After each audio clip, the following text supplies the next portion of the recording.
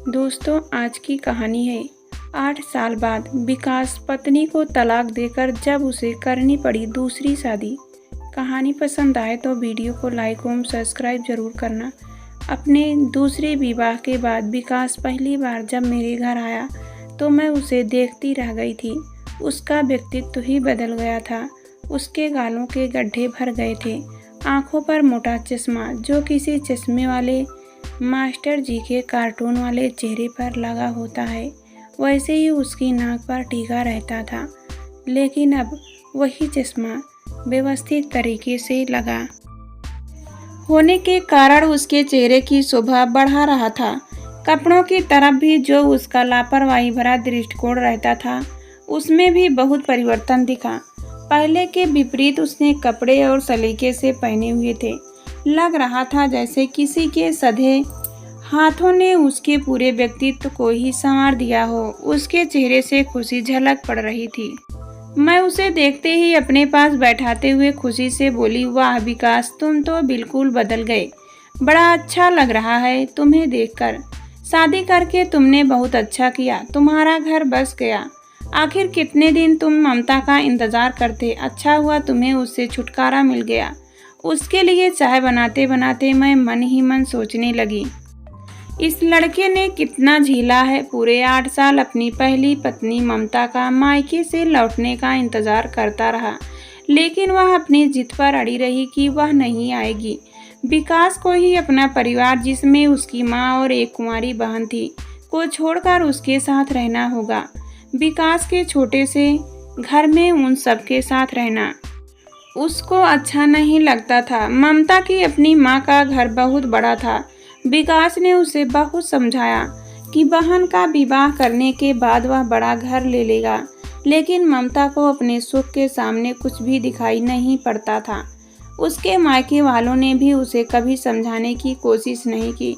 विकास ने ममता की अनुचित मांग को मानने से साफ इनकार कर दिया, लेकिन ससुराल में जाकर ममता को समझाने में कोई कसर नहीं छोड़ी। अंत में वही हुआ, दोनों का तलाक हो गया। उन 8 साल में हमने विकास को तिल तिल मरते देखा था। वह मेरे बेटे रवि का सहकर्मी था। अक्सर वह हमारे घर आ जाता था। मैंने उसको कई बार समझाया कि वह अब पत्नी ममता का इंतजार न करे और तलाक ले ले, लेकिन वह कहता कि वह ममता को तलाक नहीं देगा। ममता को पहल करनी है तो करे। ममता को जब यह विश्वास हो गया कि विकास उसकी शर्त कदाप पूरी नहीं करेगा, तो उसने विकास से अलग होने का फैसला ले लिया। चाय पीते हुए मैंने विकास से उसकी नई पत्नी के बारे में पूछा तो उसने बताया, आंटी, मैं तो शादी करना ही नहीं चाहता था, लेकिन माँ और बहन की जिद के आगे मुझे झुकना पड़ा। आपको पता है कि उमा, जिससे मैंने शादी की है, वह एक स्कूल में टीचर है। उसके 2 बच्चे हैं, एक लड़का और एक लड़की है। लड़का 12 साल का और लड़की 16 साल की है। उमा भी शादी नहीं करना चाहती थी। उमा के माँ बाप तो उसे समझा कर थक गए थे, लेकिन अपने बच्चों की जिद के आगे उसने शादी करना स्वीकार किया। जब उन बच्चों ने मुझे अपने पापा के रूप में पसंद किया, तभी हमारा विवाह हुआ। मेरी होने वाली बेटी ने विवाह से पहले मुझसे कई सवाल किए। पहला, कि मैं उससे पहले पापा की तरह उनसे मारपीट तो नहीं करूँगा। दूसरा, मुझे शराब पीने की आदत तो नहीं है।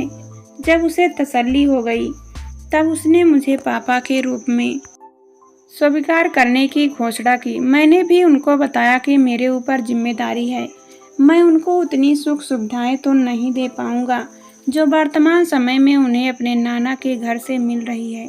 मैंने अभी बात भी पूरी नहीं की कि मेरी बेटी बोली कि उसे कुछ नहीं चाहिए, बस पापा चाहिए।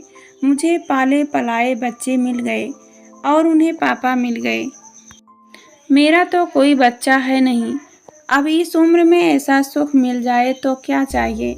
उमा भी यह सोचकर धन्य है कि उसको एक जीवन साथी मिल गया और उसके बच्चों को पापा मिल गए। अब घर घर लगता है।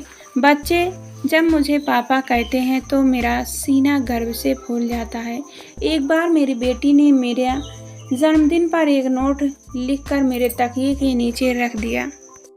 उसमें लिखा था, दुनिया के बेस्ट पापा। उसे पढ़कर मुझे लगा कि मेरा जीवन ही सार्थक हो गया है। उसने एक ही सांस में अपने मन के उद्गार मेरे सामने व्यक्त कर दिया। ऐसा करते हुए उसके चेहरे की चमक देखने लायक थी। बात बात में जब वह बड़े आत्मविश्वास के साथ मेरी बेटी शब्द इस्तेमाल कर रहा था, उस समय मैं सोच रही थी कि मेरी कितनी खुश होगी वह लड़की। लोग तो अपनी पैदा की हुई बेटी को भी इतना प्यार नहीं करते। मैंने कहा, सच में तुमने एक औरत और उसके बच्चे को अपना नाम देकर उसका जीवन खुशियों से भर दिया। एक तरफ से उनका नया जन्म हो गया। तुमने अपना बड़ा काम किया है कि जिसकी जितनी भी प्रशंसा की जाए कम है। तुम्हें घर बसाने वाली पत्नी के साथ पापा कहने वाले बच्चे भी मिल गए। मुझे तुम पर गर्व है। कभी परिवार सहित जरूर आना। उसने मोबाइल पर सबकी फ़ोटो दिखाई और दिखाते समय उसके चेहरे के हाव भाव से ऐसा प्रतीत हो रहा था जैसे वह कोई नेशनल लेवल का मॉडल जीत कर आया है और दिखा रहा है, चलता हूँ आंटी जी, बेटी को स्कूल से लेने जाना है, वह मेरा इंतज़ार कर रही होगी। अगली बार सबको लेकर आऊँगा। और झुकते हुए मेरे पाँव छूकर दरवाजे की ओर वह चल दिया। मैं उसे विदा करके सोच में पड़ गई कि समय के साथ लोगों की सोच में कितना सकारात्मक परिवर्तन आ गया है। पहले परित्यक्ता और विधवा औरतों को कितनी हेय दृष्टि से देखा जाता है, जैसे उन्होंने ही कोई अपराध किया हो। पहली बात तो उनके पुनर्विवाह के लिए समाज आज्ञा ही नहीं देता है, और दूसरी तरफ हो भी जाता तो विवाह के बाद भी ससुराल वाले उनको मन से स्वीकार नहीं करते थे। अच्छी बात यह है कि अब बच्चे ही अपनी माँ को उनके जीवन के खालीपन को भरने के लिए उन्हें दूसरे विवाह के लिए प्रोत्साहित करते हैं, जैसा कि विकास के साथ घटित हुआ है। यह सब देखकर मुझे बहुत सुखद अनुभूति हुई और आज की युवा पीढ़ी की सोच में को मैंने मन ही मन नमन करते हुए आत्मसंतुष्टि का अनुभव किया।